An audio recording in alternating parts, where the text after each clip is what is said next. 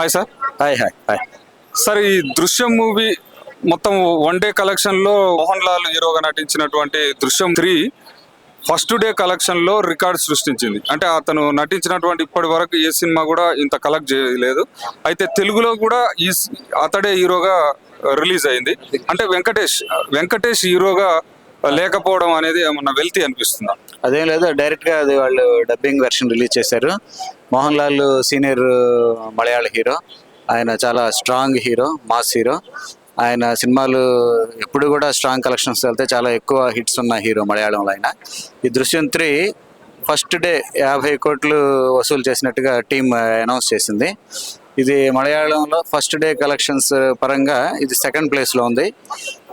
ఇది చాలా పెద్ద రేంజ్లో కూడా వెళ్తుంది. ఇంత కమింగ్ డేస్లో ఇది రెగ్యులర్ స్ట్రాంగ్ రెవెన్యూతో వెళ్ళే అవకాశం ఉంది. మన తెలుగు వెర్షన్ కూడా రిలీజ్ అయింది, డబ్బింగ్ వెర్షన్. తెలుగులో కూడా మంచి టాక్ ఉంది.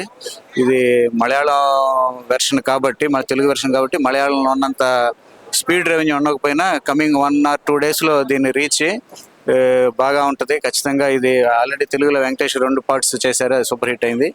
దానికి కొనసాగింపు కాబట్టి దీన్ని ఖచ్చితంగా మొదటి 2 సినిమాల దృశ్యం పార్ట్ 1, 2 చూసిన వాళ్ళు తెలుగులో కూడా ఈ మలయాళ వెర్షన్, అంటే మలయాళం నుంచి తెలుగు డబ్బుడ్ వెర్షన్ చూస్తారు.